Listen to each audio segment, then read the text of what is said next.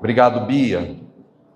Carta de Judas. Nós estamos trabalhando nesta série de mensagens extraídas da Carta de Judas. Quantos aqui estão acompanhando a série de mensagens da Carta de Judas? Deixa eu ver, muito bem, quase que 100% das pessoas.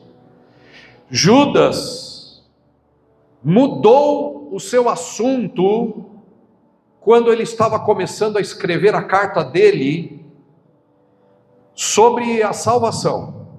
Judas queria escrever sobre salvação, mas o Espírito Santo queria que Judas falasse com a igreja sobre a batalha da fé. Não é a batalha de fé, existe a batalha de fé. A batalha de fé é aquela que você enfrenta as dificuldades da vida, as decepções da vida, as lutas da vida, os desafios positivos da vida, do avançar da sua vida, crendo, desenvolvendo a sua fé. Essa é a batalha de fé. Mas Judas não fala da batalha de fé, mas a batalha da fé. É diferente. Existe uma luta que você e eu precisamos enfrentar na vida, e na vida de fé, que é a batalha da fé. Você precisa aprender a lutar com armas espirituais. A vida cristã não é para amador. A vida com Jesus não é para gente mole. Todo mundo que chega a Jesus chega enfraquecido. Enfraquecido moralmente, enfraquecido no corpo, enfraquecido nos planos, enfraquecido nos propósitos.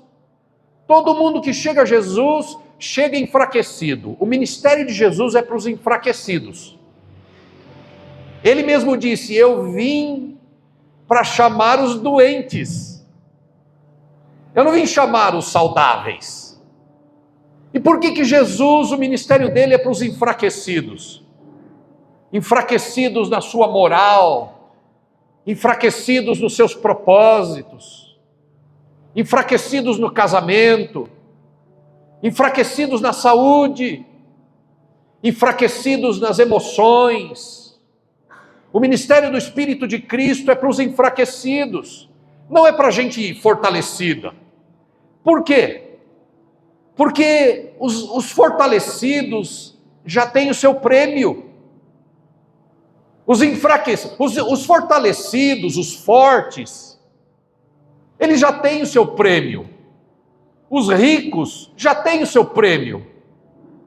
Eles não ouvem a voz de Jesus. Quem ouve a voz de Jesus são os enfraquecidos. Eu um dia estava enfraquecido e Jesus me chamou. E eu estava muito enfraquecido. Mas ele me fez olhar para ele. E já fazem boas décadas. E porque eu olhei para ele quando eu estava fraco, ele me salvou. Ele me tirou do meio de uma tormenta. Ele me deu um propósito. A voz de Jesus, a voz do Espírito é para gente enfraquecida. Gente que se acha forte não ouve a voz de Deus. Ela já tem a sua recompensa. Elas têm a sua saúde, elas têm as suas viagens, elas têm a sua riqueza, as suas poupanças, os seus investimentos. As pessoas que estão abastadas, elas não ouvem a voz de Jesus. Então, se você está aqui nessa manhã enfraquecido, não se sinta triste, porque o mesmo Cristo que tirou alguém da fraqueza vai tirar você também e tornar você forte. A força de Jesus é para gente que quer lutar a batalha da fé. E eu e você, depois que a gente segura na mão de Jesus, ou melhor, depois que Ele segura na nossa mão, e Ele nos fortalece, Ele quer que a gente aprenda como lutar a batalha da fé, firmados na verdade, crescendo na verdade. Você sabe, irmãos e irmãs, nós vivemos um tempo difícil. Todos os tempos têm dificuldades. Mas cada vez mais em que o mundo avança no tempo, as lutas ficam piores. Nós vivemos um tempo da imagem. Já reparou? Tudo é uma questão de imagem.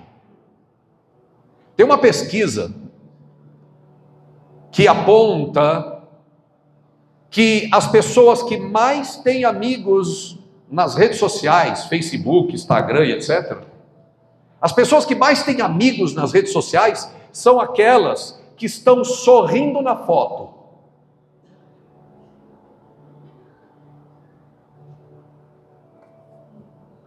As pessoas que estão sorrindo na foto são as que mais têm amigos nas mídias sociais, nos Facebooks, Instagrams, etc. Por quê? Porque esse mundo que a gente vive é um mundo de falsidade. O mundo que você está jogado, o mundo que nós vivemos, é um mundo de fake felicidade. É o mundo da imagem. As pessoas precisam parecer bem-sucedidas. Então, mesmo que elas não tenham dinheiro, elas fazem de tudo para comprar aquela bolsa cara, para parecer rica.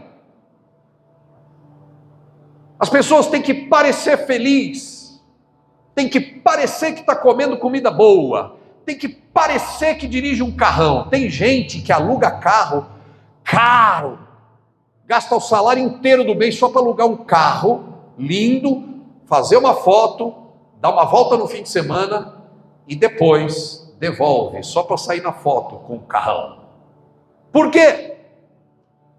Ainda que a gente ache isso estranho, esquisito, mas por que as pessoas da nossa época estão agindo assim? Porque é o mundo da imagem, é o mundo das aparências.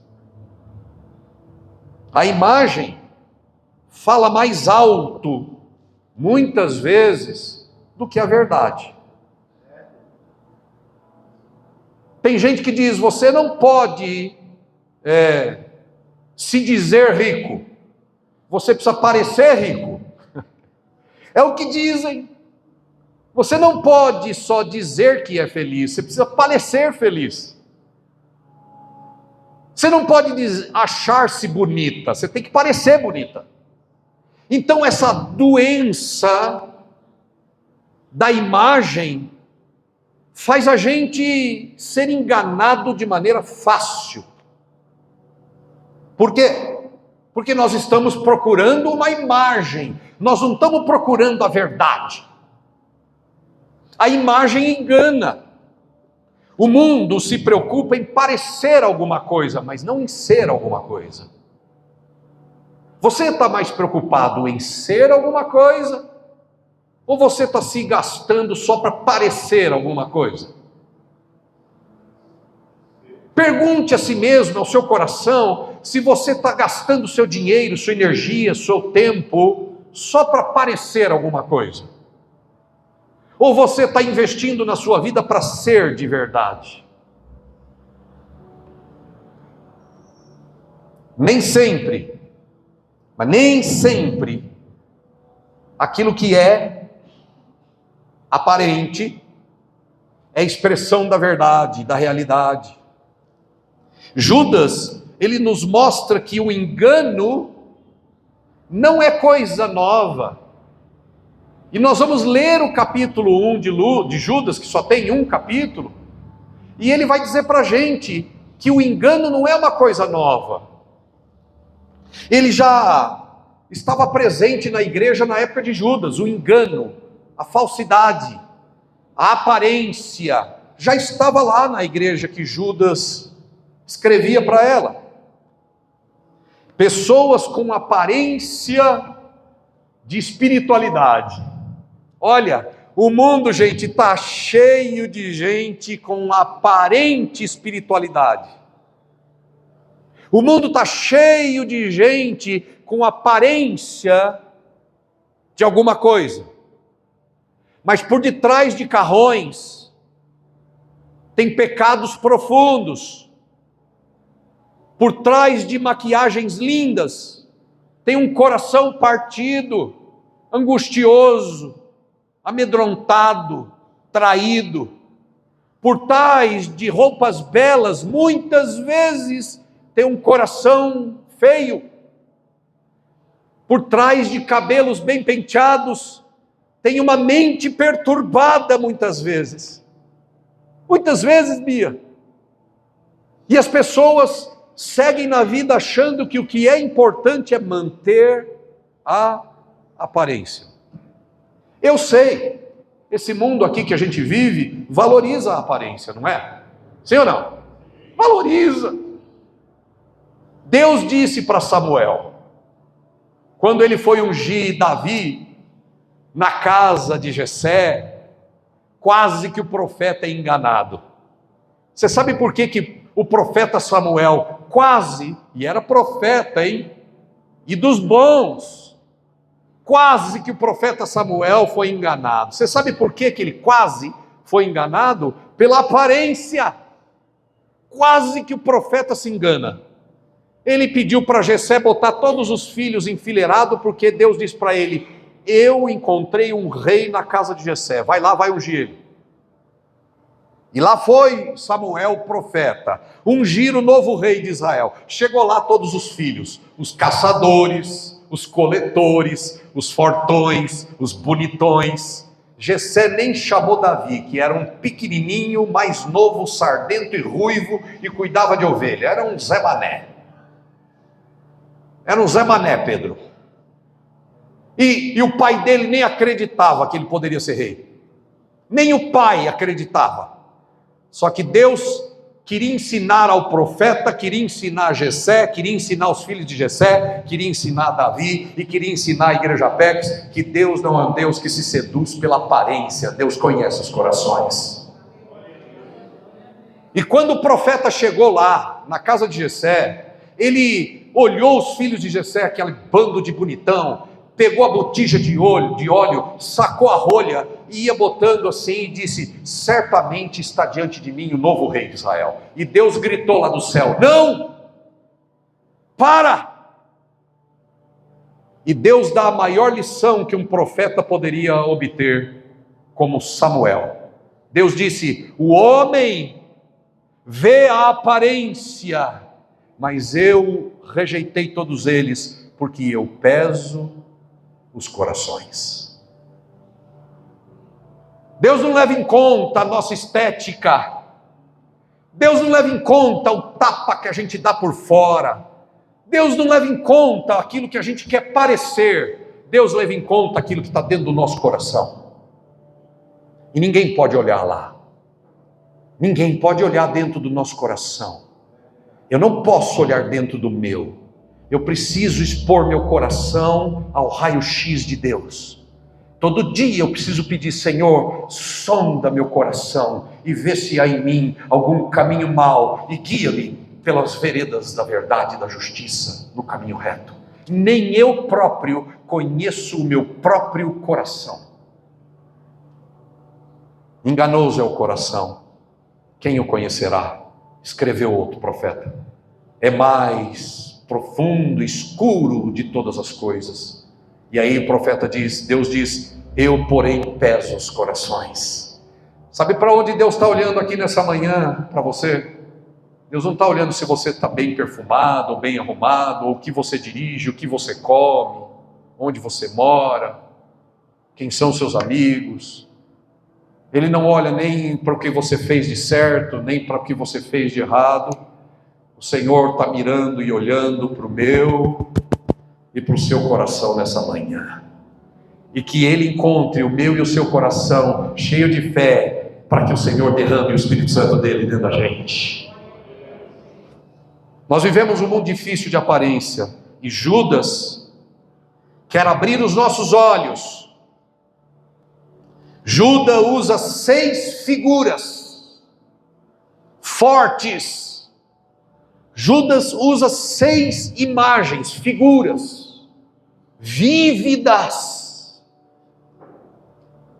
Cada uma delas, dessas figuras, revela como a aparência pode enganar. Talvez você tenha uma triste experiência para contar quando você foi enganado pela aparência. Tem casais e casamentos que já acabaram, porque começaram baseado na aparência.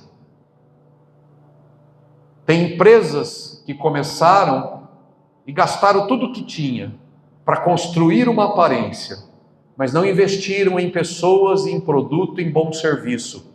Tem empresas que faliram porque investiram na fachada mais dinheiro do que deveriam investir no produto. Aliás, um monte de empresa fecha porque investe na embalagem, mas não investe no produto.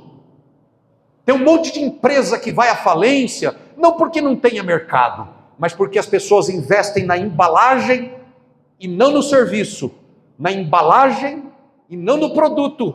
O que vende e o que as pessoas precisam não é de embalagem, mas de um produto verdadeiro. O que as pessoas querem é a verdade. Isso é verdade nos negócios, isso é verdade na igreja, isso é verdade na sua vida, isso é verdade na vida dos discípulos de Jesus. E Judas nos mostra 6 figuras e quer revelar a gente como é perigoso ser levando a sua vida quando você leva a sua vida pela aparência, quando você pauta, quando você segue na sua vida pela aparência. Cuidado, a aparência engana. Podemos dizer? Cuidado, a aparência engana. Até tem um ditado, né? Qual é o ditado sobre aparência? Qual é, Shirley? As aparências enganam. E o tema de hoje é isso aqui mesmo. A figura não podia ser melhor. Um lobo vestido de ovelha. Só uma pessoa acha que o lobo é ovelha. Ele mesmo. Ninguém mais sabe, ninguém mais acredita que o lobo ali é uma... Mas tem um monte de gente assim. Tem pessoas assim. E tem pessoas sendo enganadas por pessoas assim.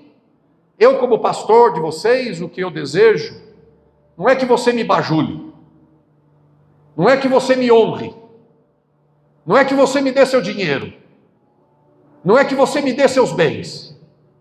Eu, como pastor de vocês, eu quero que vocês cresçam na verdade. Eu quero ser pastor de uma igreja que sabe distinguir entre o mentiroso e o verdadeiro. Eu quero construir e viver numa igreja e estar com os irmãos, na igreja que eu pastoreio, que não é enganada por lobos na pele de ovelha. E por isso eu me esforço, por isso eu trabalho. 6 figuras que Judas nos apresenta e nos revela e mostra como a aparência pode ser perigosa e destrutiva. Vamos ao texto. Judas 1, versículo 12.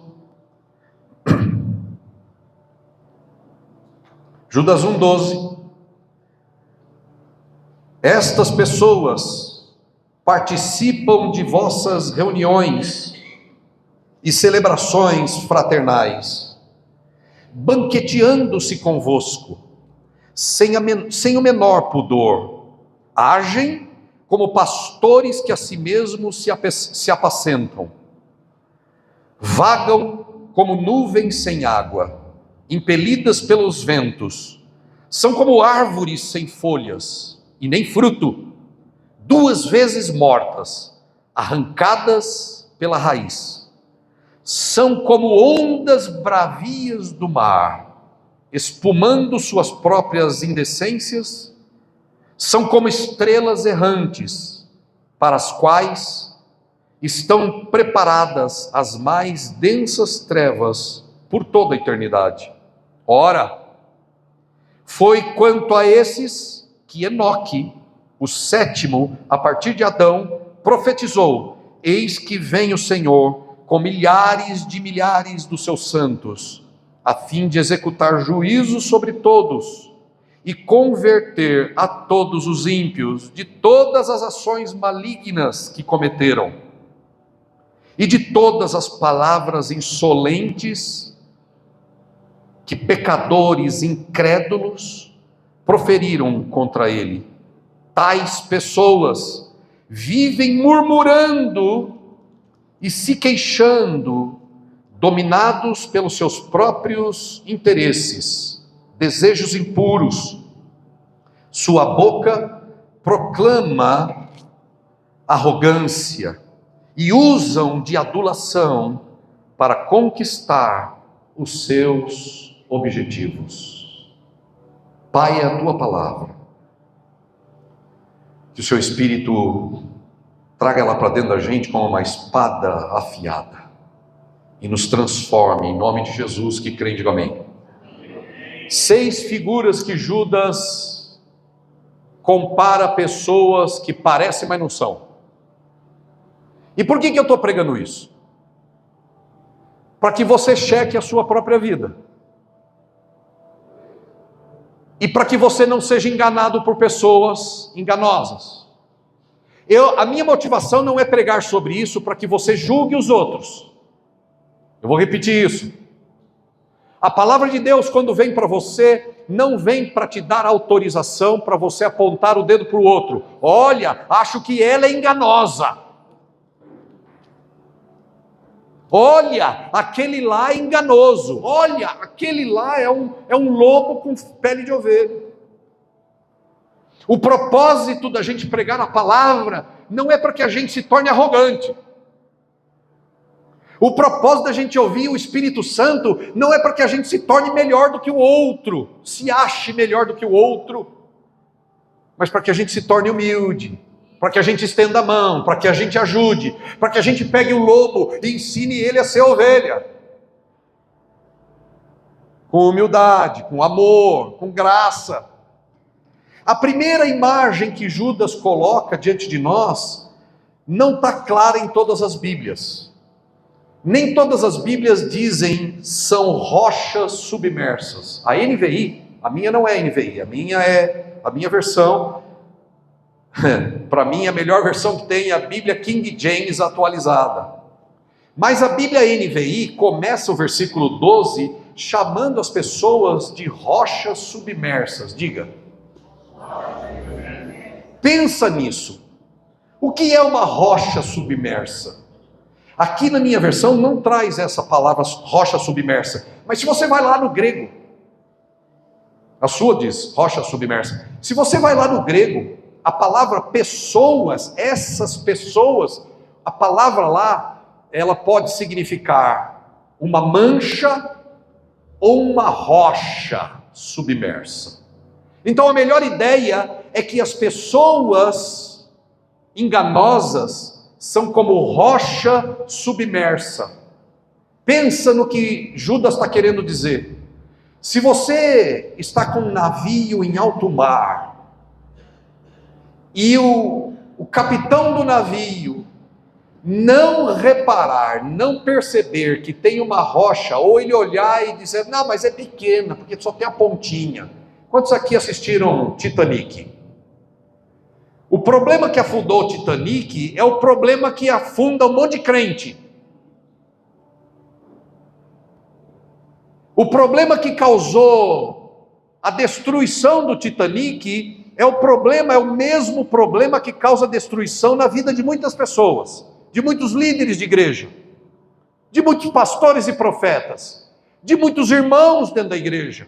Por quê? Porque sem perceber, eles estão se tornando rocha submersa. O que é uma rocha submersa? Parece que não é perigoso, mas é. Parece que não vai causar problema, mas causa. O Titanic o cara olhou e viu uma ponta de um iceberg. E o capitão disse, não, tudo bem, olha o tamanho do nosso navio. Tem gente grande sendo destruída com aparência de pequeno problema. E as pessoas, e nós, e a igreja, e os líderes, ignoram pequenos problemas. Não parece ser problemático, mas é. E quando o Titanic bateu naquele iceberg, era só pontinha, porque a rocha de gelo era muito maior lá para baixo do mar. E afundou o Titanic. E mais de 1.000 e tantas pessoas perderam as suas vidas. Eu não quero perder a minha vida sendo enganado por rocha submersa, que parece que não é problemático, mas é. Eu não quero me tornar uma rocha submersa na vida de ninguém. Judas fala dessas pessoas que são como rochas submersas, são aqueles recifes que parecem bonitinho, que podem afundar o barco. Existem pessoas que parecem inofensivas, mas que escondem a destruição. O cristão precisa da ajuda do Espírito Santo, de discernimento, para não ser surpreendido e enganado. Que o Espírito Santo ajude você, ajude a mim, a não sermos enganados por rochas submersas, que parecem inofensivas, mas pode destruir. E que eu não me torne uma rocha submersa, nem na minha própria vida, nem no meu casamento, nem na minha família, nem na sociedade. Que Deus me livre de perder o discernimento e me tornar uma rocha submersa. Segunda imagem são de pastores que apacentam a si mesmos. Ele diz aí, pastores que a si mesmos se apacentam. Estão interessados no que a ovelha pode oferecer. E para eu estar falando isso aqui na frente, gente, eu sou pastor de vocês. Só que eu não sou pastor que pula a parte que fala do perigo do falso pastor. Eu não posso pular. O que eu preciso é da graça de Deus para não me tornar um deles. O que eu preciso é da graça de Deus e da seriedade do Espírito Santo para que Deus me mantenha na linha. Para que o sentimento de Jesus habite dentro do meu coração e do seu coração, para a gente não ser gente interesseira. Eu não posso vir pastorear a igreja com interesse do que a igreja me dá. Líderes não podem cuidar de outras pessoas com interesse do que a pessoa pode oferecer. Você não pode viver a sua vida interessado no que as pessoas podem te dar, porque isso torna você uma coisa enganosa. Isso torna a mim uma coisa enganosa, que está em busca dos interesses, dos bens, dos benefícios. O verdadeiro líder, o verdadeiro cristão, ele serve com a motivação de ajudar. O falso líder, ele serve, olha que coisa interessante, presta atenção nisso, presta atenção, meu irmão, minha irmã. O falso líder, ele serve com interesse de obter alguma coisa. Ele está interessado em obter alguma coisa.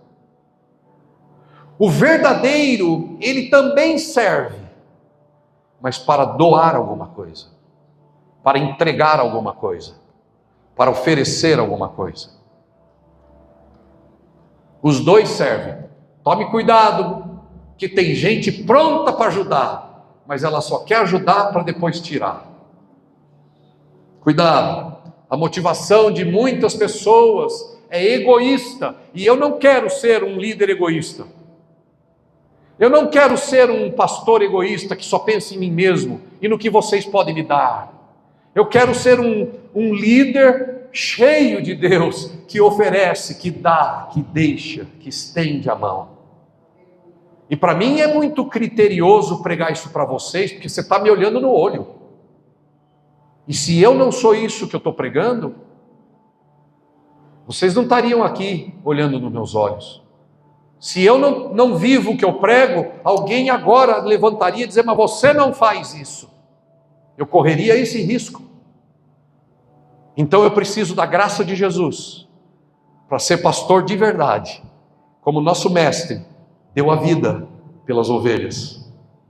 E nós precisamos aprender a dar a vida uns pelos outros, dar a vida pela igreja, dar a vida pelo irmão, dar a vida, estender a mão, abrir a casa, compartilhar recursos, oferecer e não tirar. entregar, deixar, e não esconder, e não reservar, mas doar, abrir a porta e não fechar o coração, receber pessoas e não botá-las para fora. Senão a gente não vai ser parecido com o nosso mestre, nós vamos ficar parecido com isso. E nós não estamos aqui querendo ser igreja de Jesus para no final ser parecido com isso. Eu junto com vocês, nós queremos ser ovelhas do pasto do Supremo Pastor Jesus de Nazaré. Cuidado com o falso pastor, cuidado com quem você ouve. Cuidado, porque tem muita gente que bajula para depois tirar, bajula para depois arrancar, bajula para depois extorquir. É simpático, é sorridente, mas não prega a verdade, não tem coragem. Falsos pastores não têm coragem de pregar a verdade completa, ele só prega o que agrada a igreja. Ele prega para um bando de ouvinte que quer ser bajulado, não quer chegar ao conhecimento da verdade, não quer conhecer Jesus. Que Deus nos livre de ser uma liderança e uma igreja que prega meia verdade, porque meia verdade é uma mentira inteira. Que nós sejamos uma igreja pela graça de Jesus, que prega a verdade, que não pula texto como esse, que faz você checar a sua vida, que faz você checar as suas ações, suas atitudes, se é que nós queremos ser discípulos de Jesus. Quantos querem ser discípulos de Jesus? Diga glória a Deus. Bom, então se você quer ser discípulo de Jesus, não seja um falso pastor, não seja um falso irmão, não seja uma pessoa interessada em tirar dos outros, mas em oferecer aos outros, porque Jesus nos deixou exemplo, o nosso mestre nos deixou exemplo. Ele disse: se eu sou mestre e eu dei a minha vida por vocês, vocês têm que dar a vida uns pelos outros.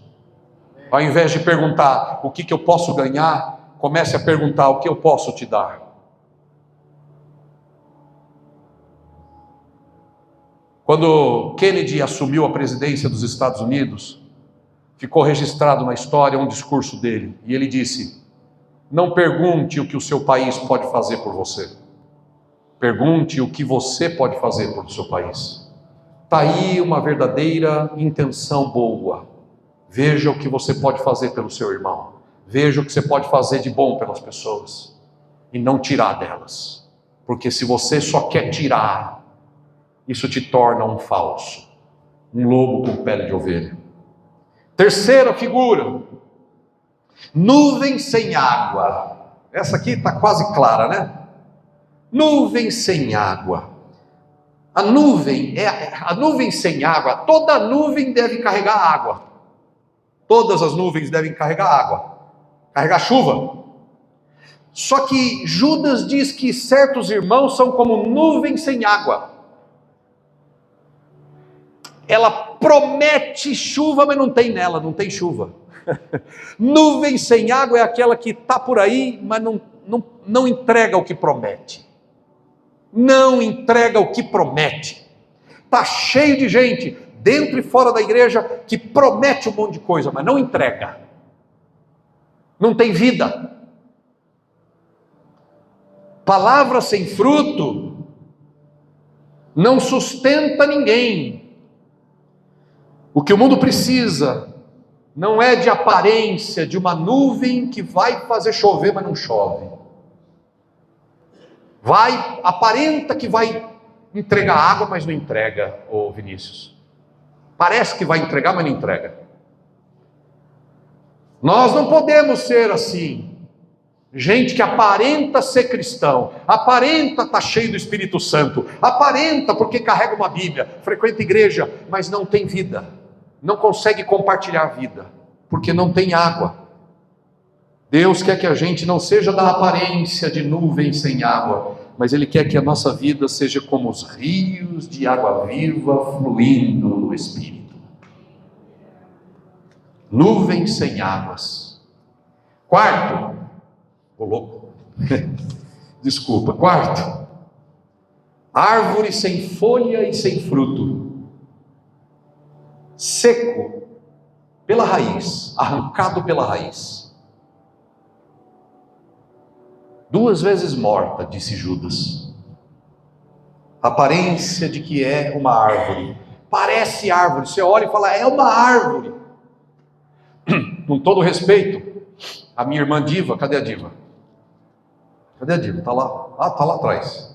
Olha lá, tudo bem. O Edu e a Diva trabalham com ornamentação de flores que parecem de verdade, mas são artificiais. Eles trabalham com isso e está tudo bem. Está tudo bem trabalhar com folhas artificiais, com plantas artificiais, e eu bem sei que o Edu e a Diva não são árvores artificiais, são cristãos de verdade, eu louvo a Deus por isso. Mas eles trabalham com folhas e árvores e plantas artificiais.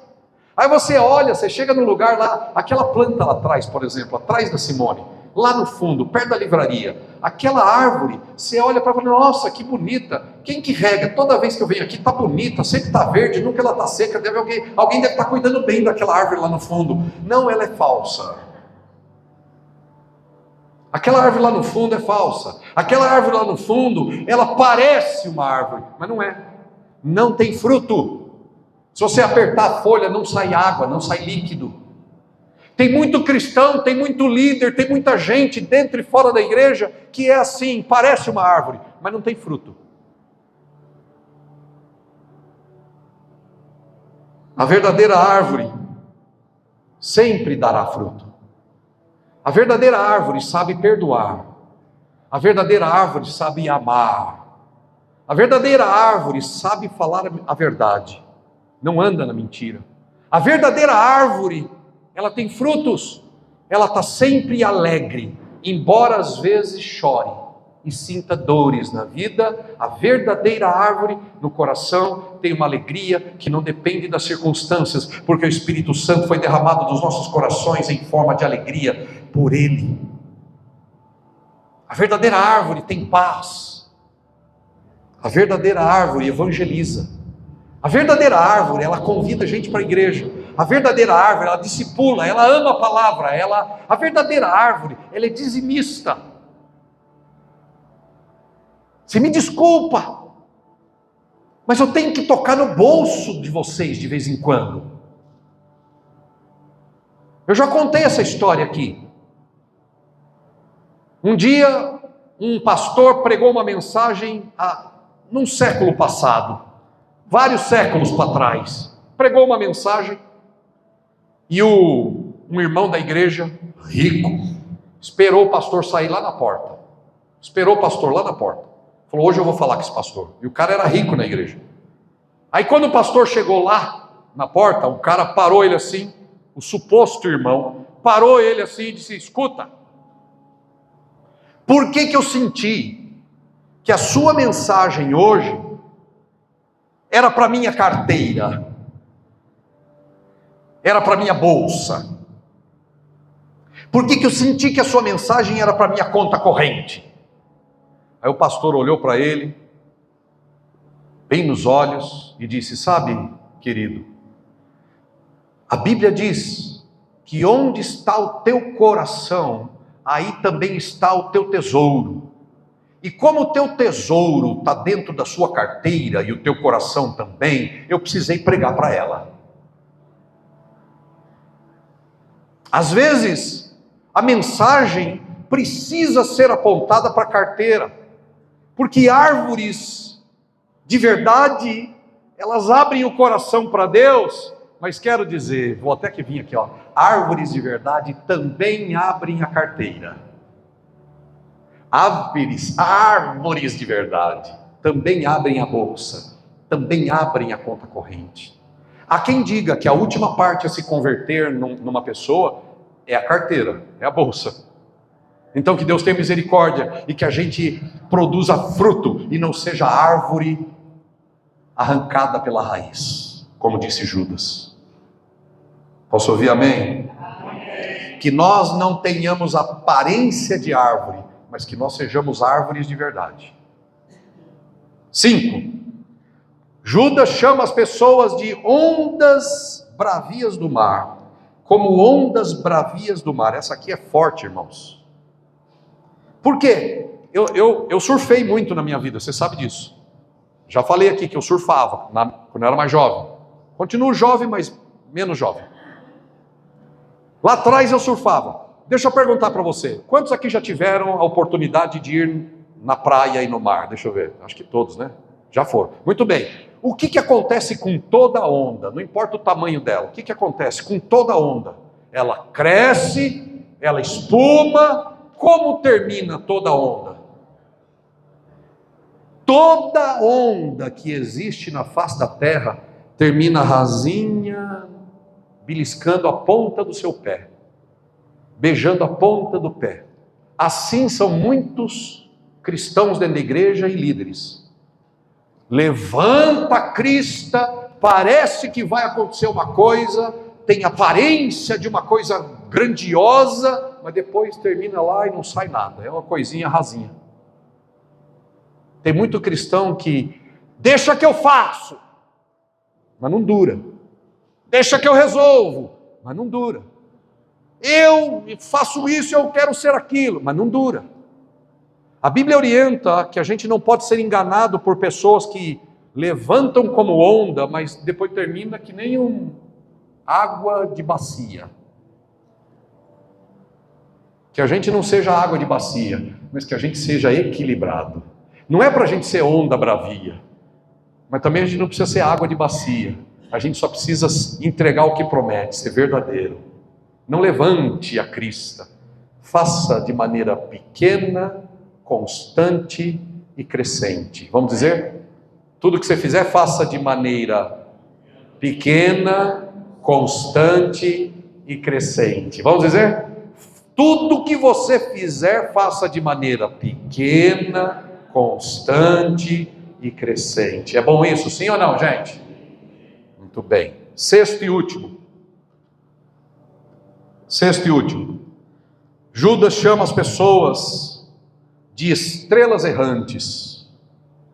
Estrelas errantes.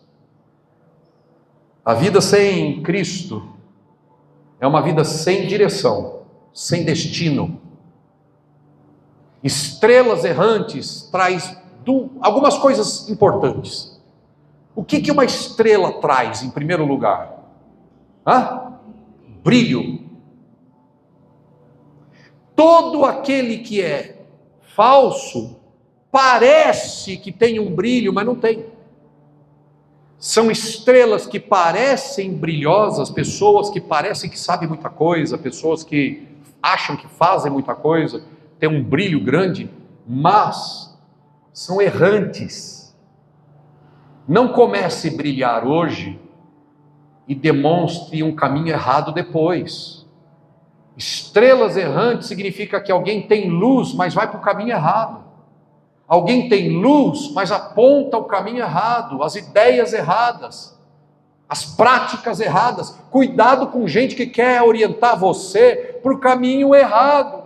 Mas ele é líder, não importa se ele é líder, pastor, episcopo, anjo, querubim, Gabriel, Miguel, não importa quem é. Se não apontar um caminho de destino em Jesus, não serve. Cuidado para não tornar a sua vida uma vida de estrela errante. E cuidado para não ser seduzida pelas estrelas errantes dessa vida. Que tem um brilho, mas leva para o caminho errado. São errantes. Que Deus tenha misericórdia. A vida sem Cristo é uma vida sem destino. A pessoa pode até ter um brilho, por um momentozinho, mas vai terminar na escuridão. Alguém já disse, o importante não é como você começa, mas é como você termina. Já que você decidiu começar a vida com Jesus, comece, vai andando e vai até o fim, porque aquele que começou boa obra em você, vai terminá-la, se você deixar até o dia do nosso Senhor Jesus Cristo.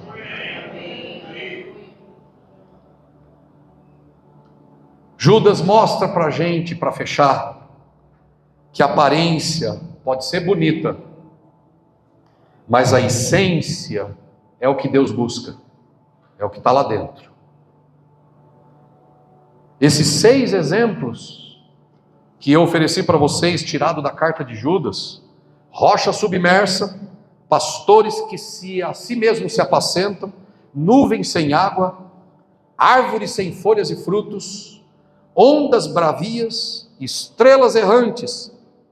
Estes 6 exemplos nos alertam, acende uma luz vermelha, que a fachada espiritual não sustenta ninguém. Diga, a fachada espiritual não sustenta ninguém.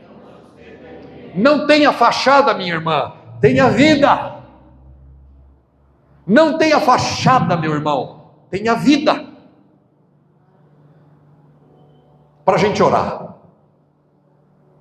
examine você a si mesmo hoje. Vou repetir, não é para examinar o vizinho. Eu comecei dizendo isso e vou fechar dizendo isso. Não é para examinar o vizinho, não é para examinar seu filho, sua mulher, seu marido. Examine a si mesma, examine a si mesmo, olhe para si mesmo. Você tem sido e se tornado uma rocha submersa ou uma coluna firme da fé? Olhe para si mesmo.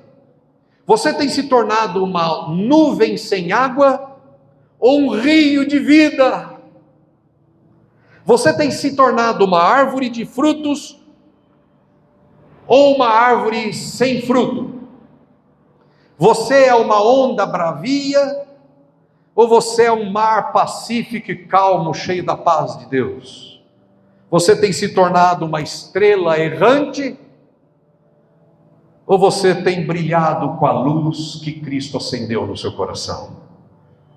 Vós sois luz do mundo e sal da terra, mas se o sal perder o sabor, não tem jeito de restaurar o sabor.